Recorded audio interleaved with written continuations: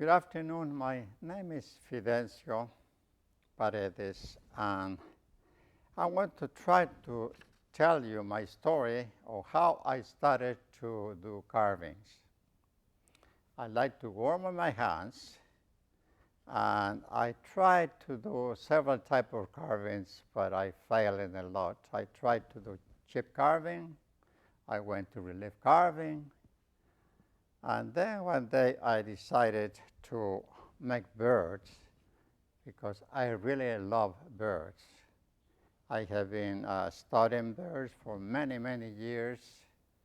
And as you probably know, there are about 10,000 different birds in the world. We have here in the States a lot of birds that migrate, go down to the south and then go to north. So I like birds. So that's why I started to do birds. I want to show you my first bird, which is this one.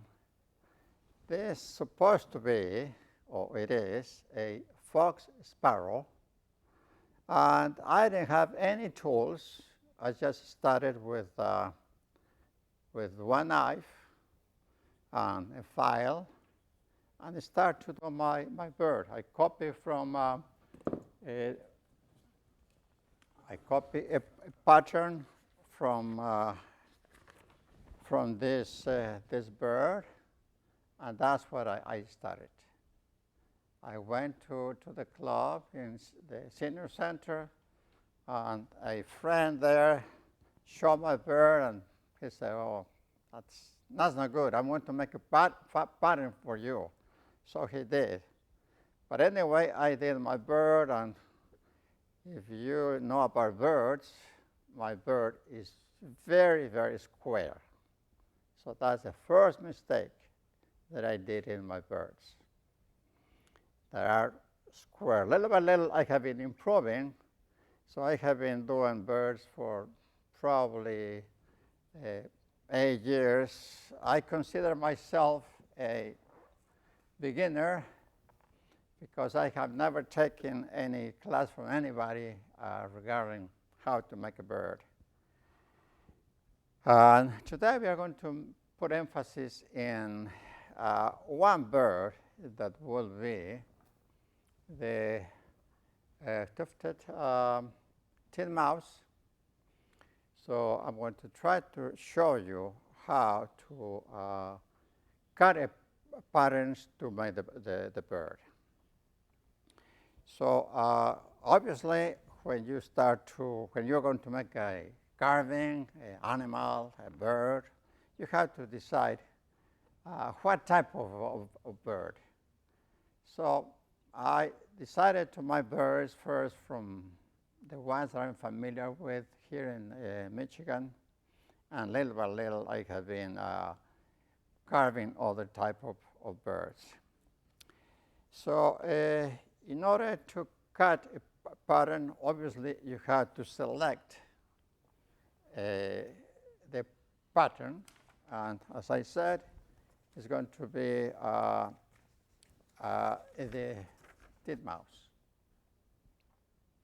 And this one you have obviously the top and the side, and the idea is to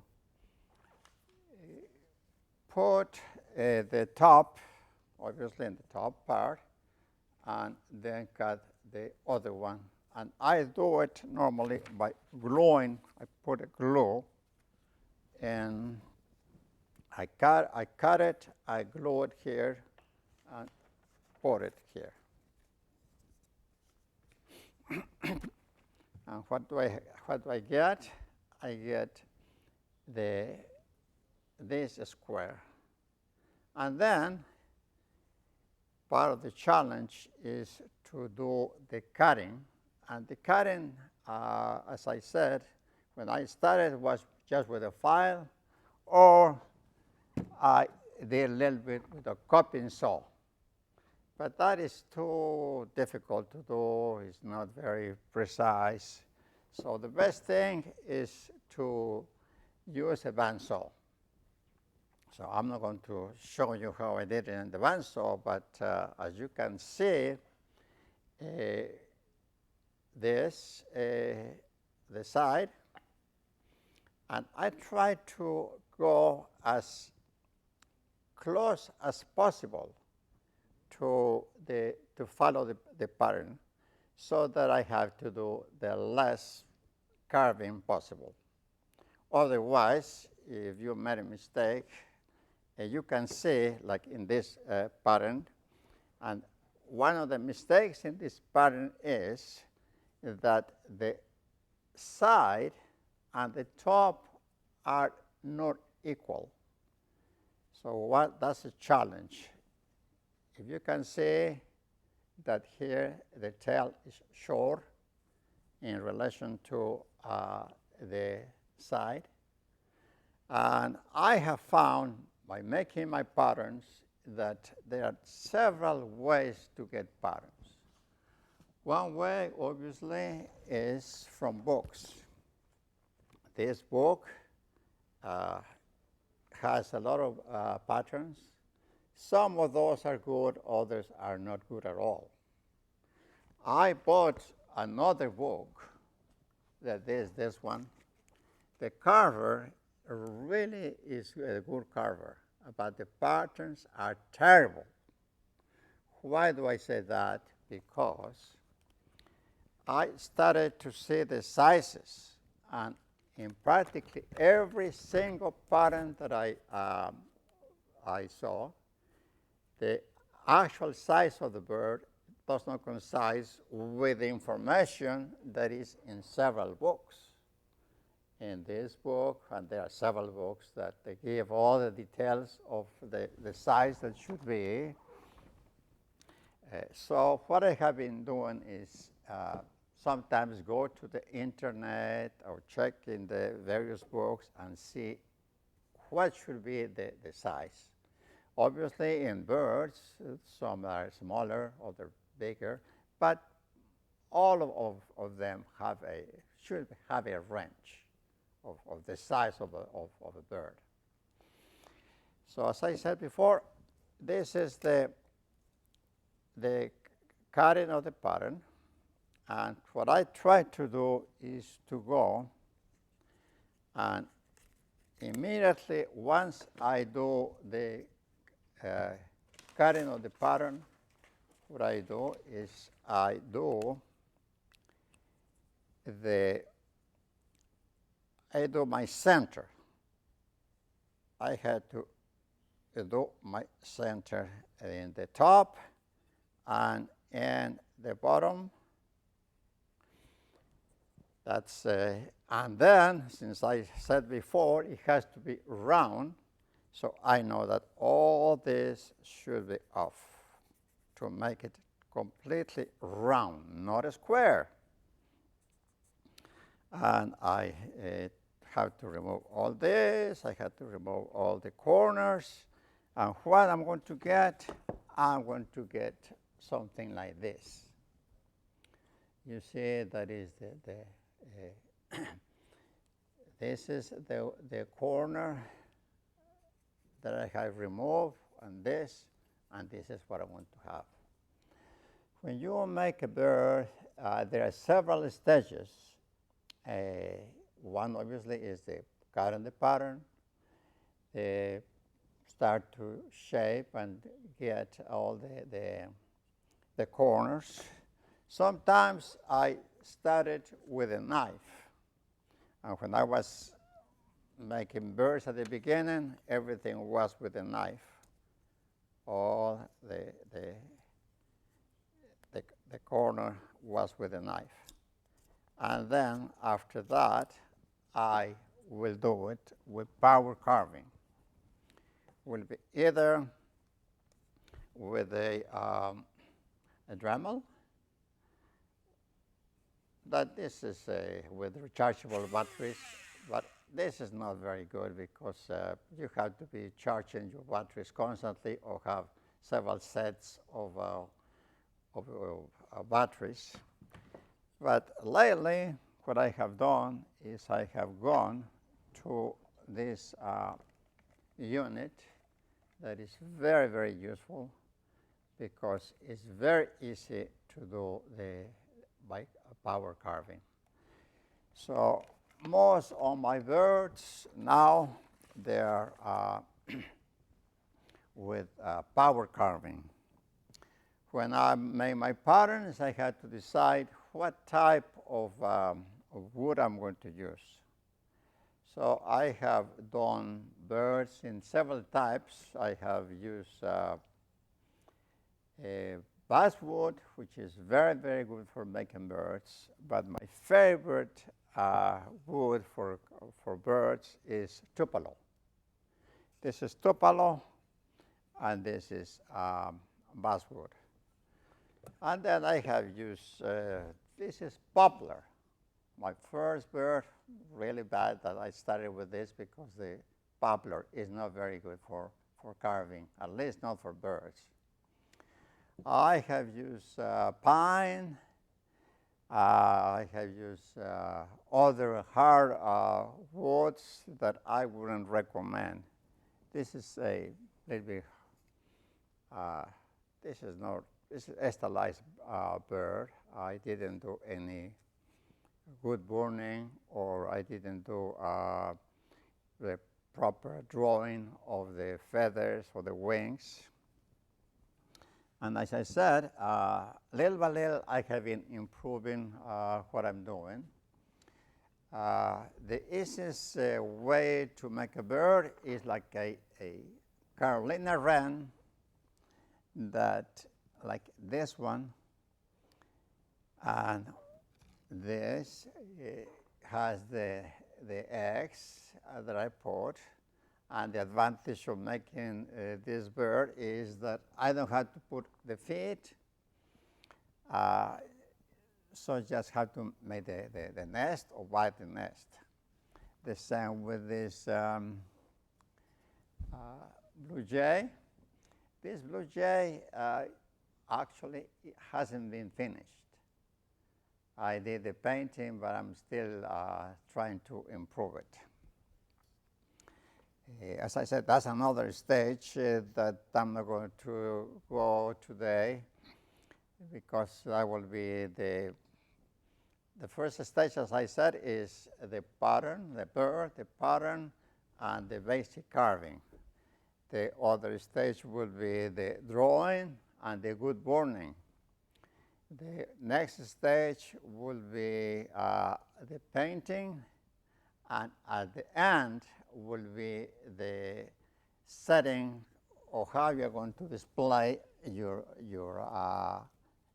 birds. Like in this case, I did my chickadee, and that's what I wanted to display it.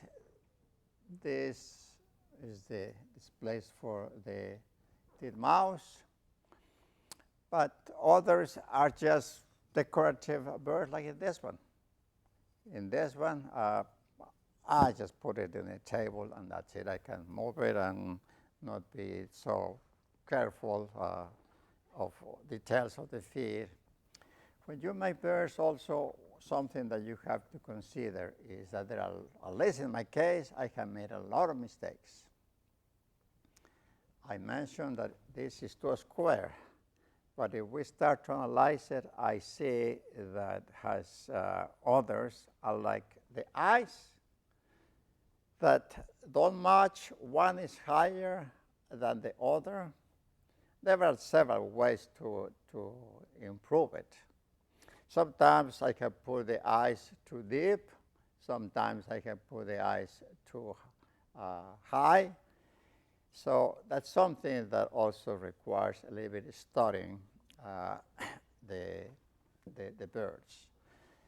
Also, in the case of birds and dogs, for instance, sometimes the patterns are different for males and females.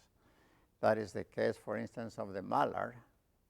The male mallard has a little bit, it has one feather at the end.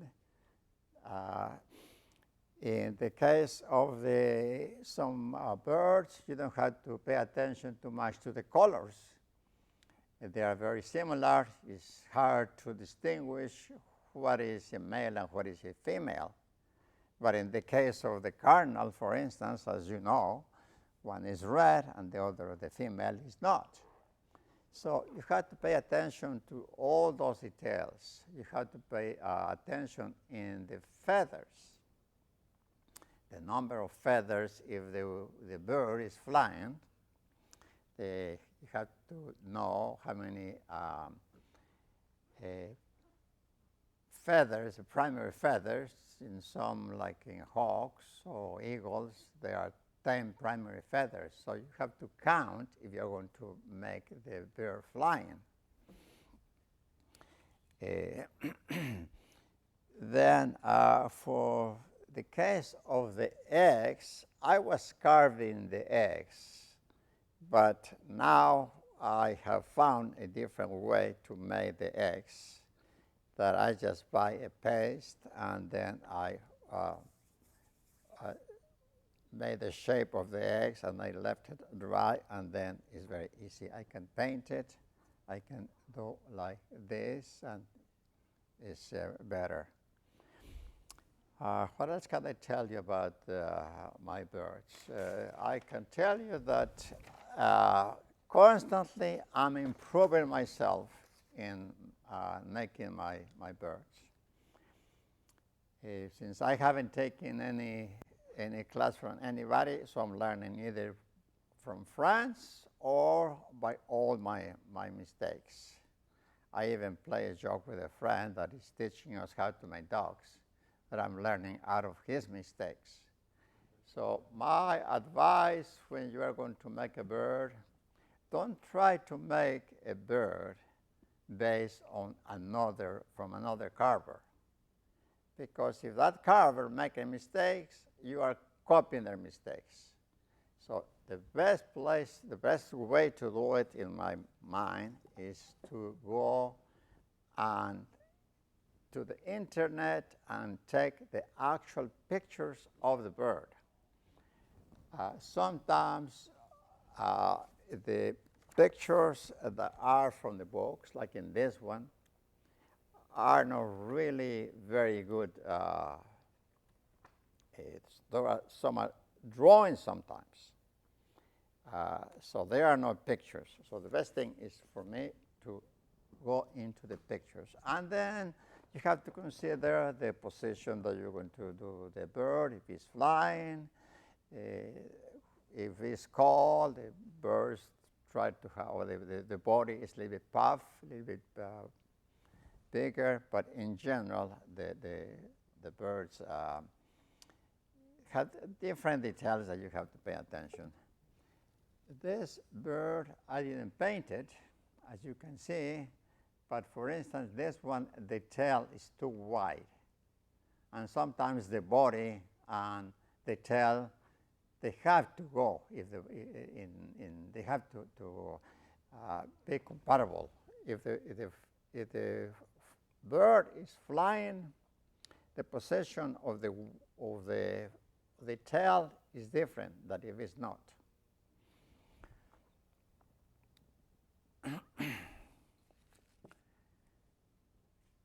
I think that basically that's all that I will tell you about what I'm learning from my birds. But I would say the initial, I'm going to repeat it, the initial is to select the type of bird you're going to do. Second, to cut your pattern. Sometimes you can buy it. And then do the remove all the wood that you have to. Make it, don't be afraid to make it thin, because there are a lot of birds that are thin.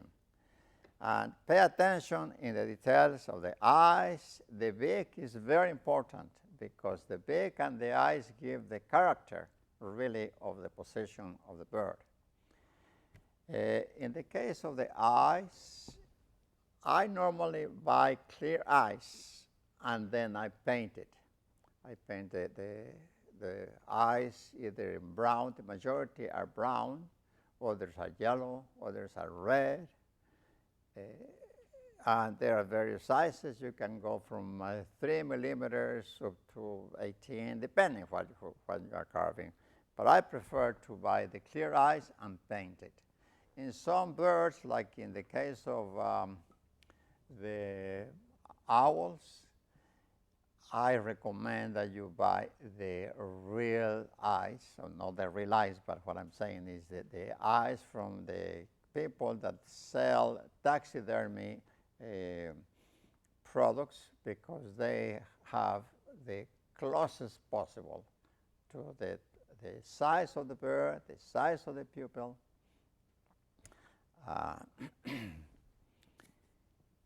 I think that's all I can tell you about birds. I have carved about 80 birds. I have carved about 12 ducks.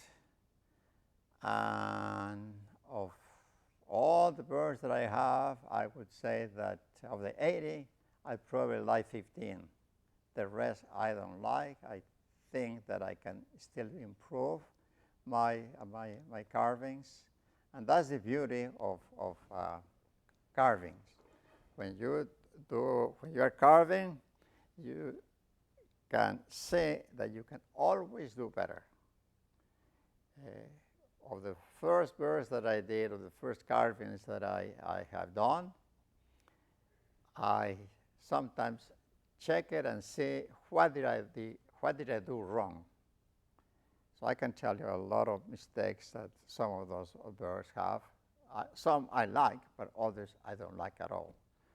I had to improve still the presentation, like in this one.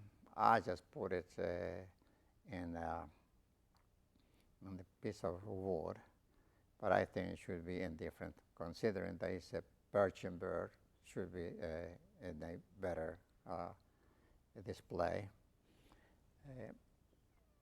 I think that's all I can say by now, and thank you.